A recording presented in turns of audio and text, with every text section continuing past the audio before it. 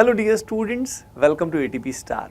Hopping that आप सब बहुत बहुत अच्छे होंगे। तो बच्चों, आज के इस सेशन में हम लोग देखने वाले हैं एक बहुत ही interesting concept of organic chemistry, जो है R and S configuration. R and S configuration को किस तरीके से हम बहुत ही कम समय में निकाल सकते हैं, व्हाट इज़ द वे, कोई ट्रिक, एवरीथिंग इस छोटे से वीडियो में आप सभी को समझ में आने वाली है।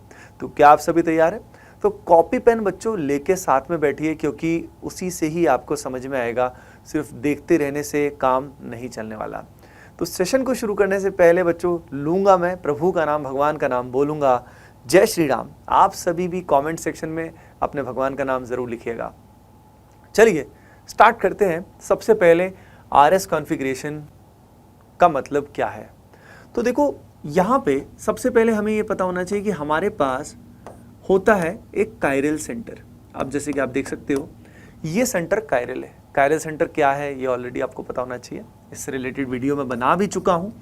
अब कायरल सेंटर होने के कारण यहाँ पे पॉसिबिलिटी क्या है, 3 डायमेंशन में हो सकता है ये जो क्लोरीन आपको दिखाई दे रहा है 3D में, या तो ये अबव द प्लेन यानी तुम्हारी तरफ हो सकता है आ रहा हो, या हो सकता है ये वेज की बजाय डैश में आ रहा हो यानी बिलो द प्लेन हो। यानी इस कायरल सेंटर के across there are 2 possible configurations, arrangements. तो 3 डायमेंशन में अगर हम देखें तो इन दोनों में डिफरेंस आ रहा है। एक में क्लोरीन आगे है तो एक क्लोरीन पीछे है। पोजीशन वाइज डिफरेंस नहीं आ रहा। पोजीशन वाइज अगर देखा जाए तो दोनों ही केसेस में सेकंड पोजीशन पे क्लोरीन आ रहा है, लेकिन आप डायरेक्शन वाइज देखें तो डायरेक्शन चेंज आ रहा है। तो कायरल सेंटर की बेसिकली 2 कॉन्फ़िगरेशन पॉसिबल है। अब उन 2 कॉन्फ़िगरेशंस को हमें कुछ नाम तो देना होगा ना, नहीं तो ऐसे ही हम हवा में कुछ भी बोलेंगे तो काफ़ी ऑकवर्ड हो जाएगा ना कि ये Cl वेज में है, ये Cl डैश में है, ये क्या सेंस हुआ। तो कायरल सेंटर के अक्रॉस जो 4 ग्रुप्स लगे होते हैं, उस पर्टिकुलर अरेंजमेंट को या तो हम R नाम देंगे या उस अरेंजमेंट को हम S नाम देंगे। तो आर एस कॉन्फ़िगरेशन हमें किस बारे में बताता है बच्चों? ये हमें कायरल सेंटर के अक्रॉस जो चारों ग्रुप्स लगे होते हैं, उन ग्रुप्स की अरेंजमेंट के बारे में, 3 डायमेंशनल अरेंजमेंट यानी कॉन्फ़िगरेशन के बारे में बताता है। तो it is defined for chiral centre. 2 possibility इसमें रहेंगी, ये मैंने बता दिया। या तो होगा आर कॉन्फ़िगरेशन या होगा एस कॉन्फ़िगरेशन। अब ये आर क्या है भाई? देखो, आर का ना फुल फॉर्म तो रेक्टस होता है। रेक्टस का बेसिकली मीनिंग होता है टुवर्ड्स द राइट साइड की तरफ, यानी क्लॉकवाइज। तो आर को ओवरऑल दिमाग में रखेंगे क्लॉकवाइज। और अगर ये क्लॉकवाइज है तो ये जो एस है ये बेसिकली कैसा होगा? ये होगा एंटी क्लॉकवाइज। अब सीधा क्वेश्चंस में अप्लाई करके देखते हैं कि ये जो कॉन्फ़िगरेशन है ये निकालना कैसे है, हाउ टू डू इट।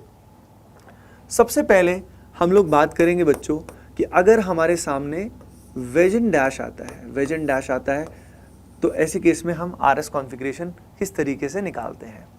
तो जैसे कि मान लीजिए हमारे सामने आ जाता है कुछ इस तरह का ही सिमिलर केस, और यहाँ पे ब्रोमीन है और ये सेंटर है कायरल।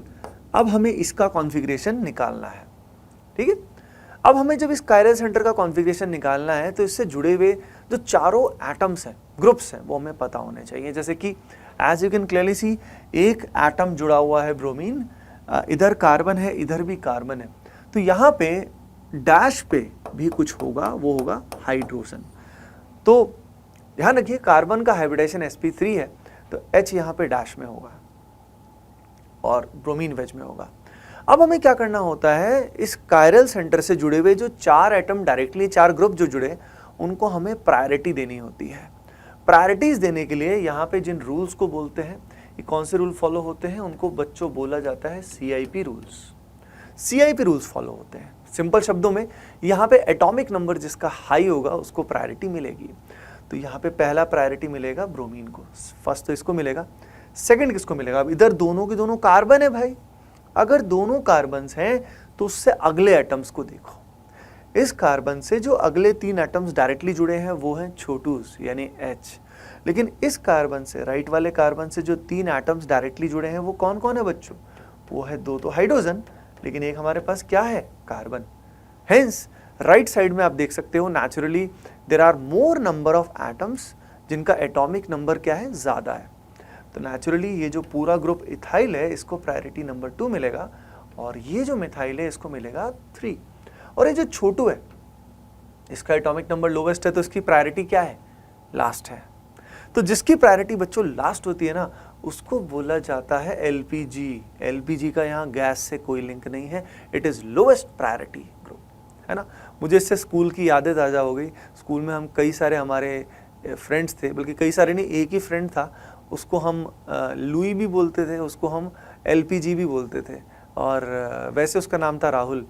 तो होपिंग दैट राहुल ये वीडियो नहीं देख रहा हो, तो उसको हम एलपीजी क्यों बोलते थे ये तो आप सभी समझ ही पा रहे होगे ना।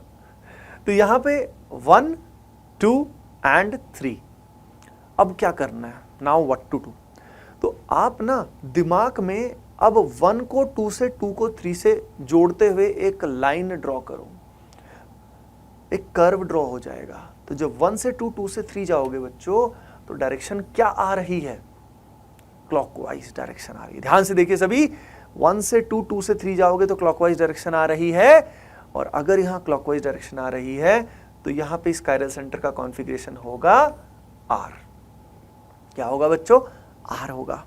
अब यहीं पे ध्यान रखने वाली बात क्या है, अगर यहीं पे ये ब्रोमीन डैश पे है, और ब्रोमीन अगर डैश पे होगा तो यहाँ पे नेचुरली, जरूरी नहीं आपको दिखाया जाए, पर अंडरस्टूड है कि यहाँ पे वेज में कौन है? छोटू है। ठीक है। अब प्रायोरिटीज उसी तरीके से दी जाएंगी। यहाँ पे नंबर 1 आएगी, इधर ग्रुप को नंबर 2 मिलेगा, इसको 3 मिलेगा, और छोटू को क्या मिलेगा? 4 नंबर मिलेगा।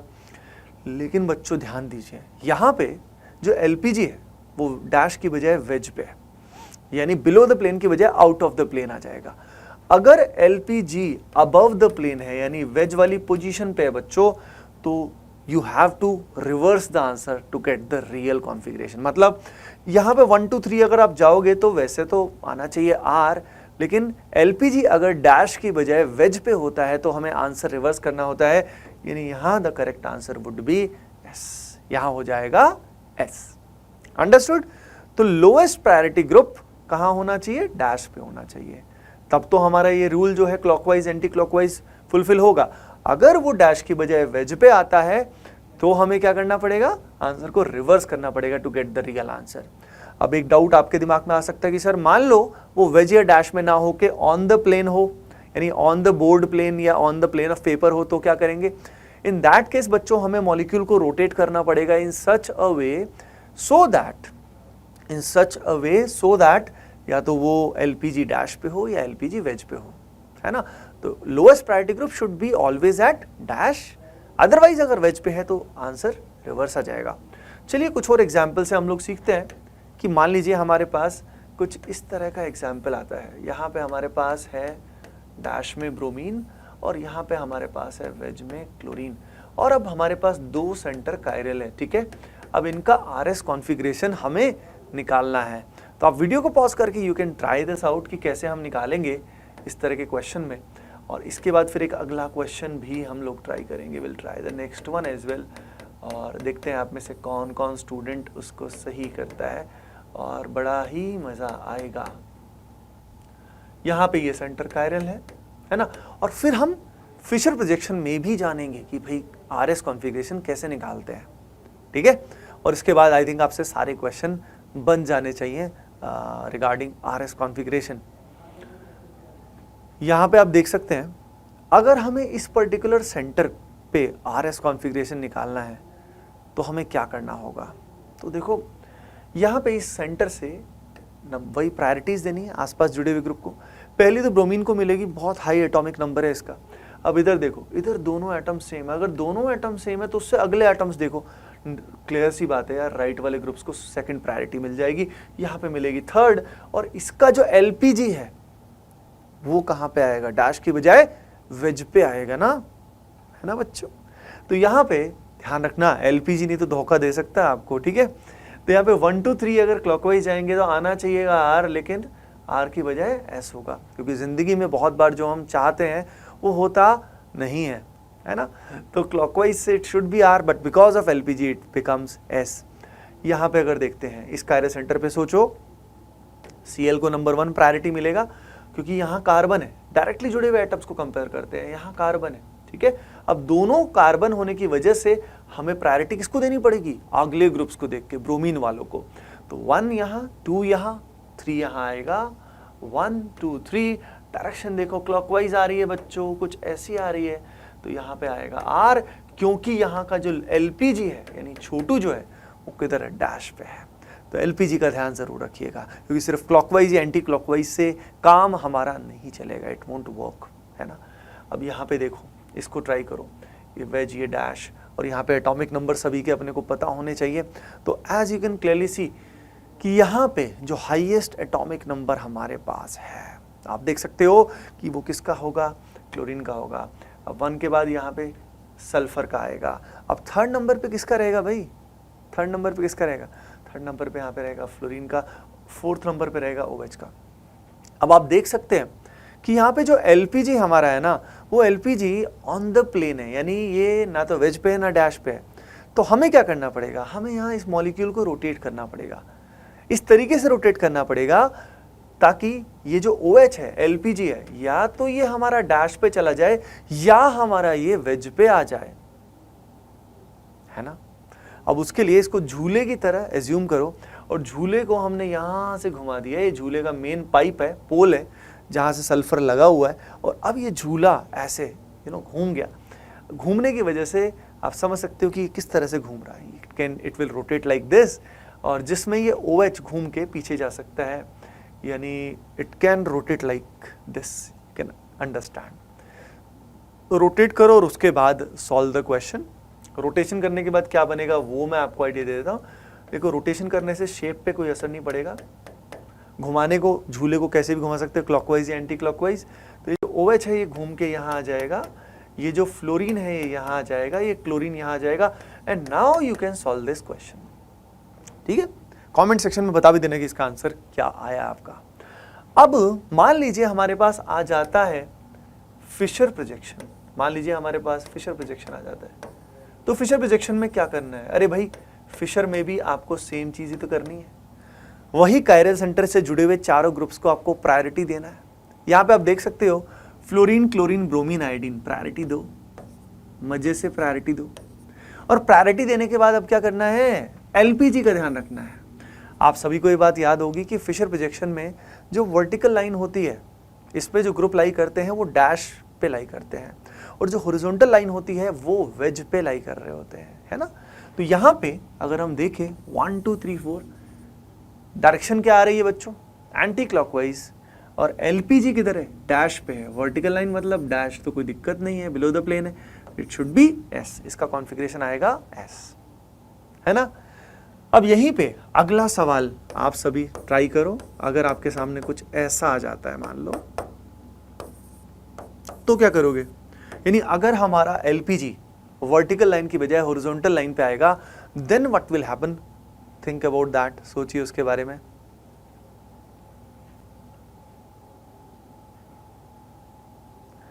Can you think about it, yes. पहला ये, दूसरा ये, तीसरा ये, और ये 4th नंबर पे है भाई, LPG वर्टिकल लाइन की बजाय हॉरिजॉन्टल पे है।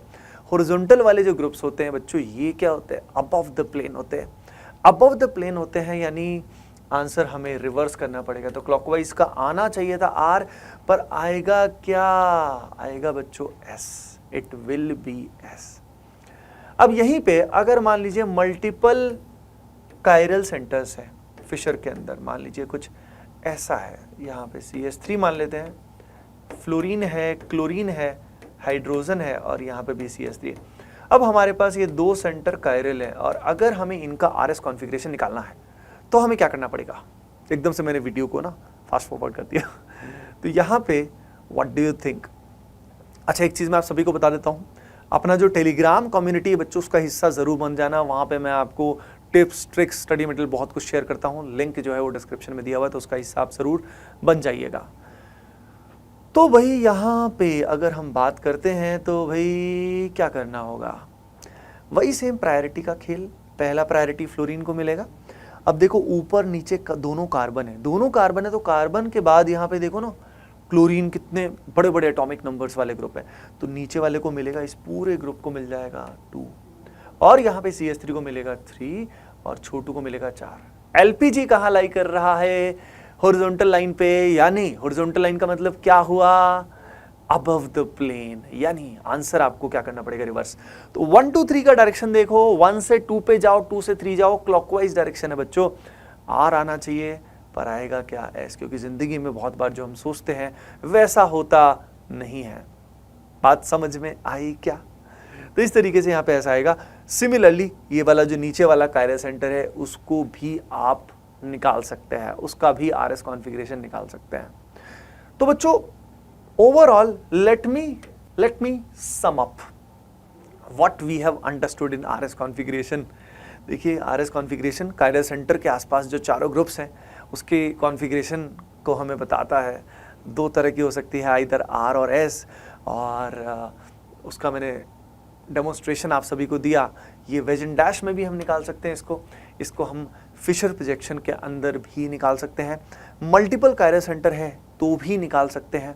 और जब इसका IUPAC नेमिंग होता है उस नेमिंग में भी ये जो कॉन्फ़िगरेशन है कई बार उसको लिखा जाता है, ठीक है। तो यहाँ पे जो नंबरिंग होगी उसके हिसाब से हम लिख भी सकते हैं। जैसे कि यहाँ पे अगर इसका IPAC नंबरिंग बात करें तो IPAC नंबरिंग लेफ्ट से होगी because of the various rules. तो यहाँ पे हम इसका जो कॉन्फ़िगरेशन है वो इस तरह से भी डेमोन्स्ट्रेट कर सकते हैं, 2S 3R। तो 2S 3R, 1R 2S, 2R 4S, ये सब का मतलब ये है कि भाई जो सेकंड कायरल सेंटर है सेकंड नंबर पे वहाँ कॉन्फ़िगरेशन S है और थर्ड वाले पे R है। तो कई बार क्वेश्चंस जो हैं वो इस तरह के भी आते हैं। तो क्वेश्चन कई तरह के आते हैं, बाकी again you have to practice more and more, बहुत सारी प्रैक्टिस करनी पड़ती है। लेकिन बहुत भयंकर, बहुत डिफिकल्ट क्वेश्चंस आरएस कॉन्फ़िगरेशन से नहीं बनते हैं आपको, लेकिन यू नीड टू नो कि कैसे हमें आरएस कॉन्फ़िगरेशन निकालनी है। तो होपिंग दैट इस छोटे से वीडियो से आप सभी के कॉन्सेप्ट जो हैं वो क्लियर हुए होंगे। कमेंट सेक्शन में ज़रूर बताइएगा कि आपको ये लेक्चर छोटा सा कैसा लगा। नेक्स्ट टॉपिक कौन सा चाहिए आपको, ये भी कमेंट सेक्शन में आप ज़रूर बताइएगा। चलिए फिर मिलते हैं नेक्स्ट पर्टिकुलर लेक्चर में। Bye bye, take care and love you all.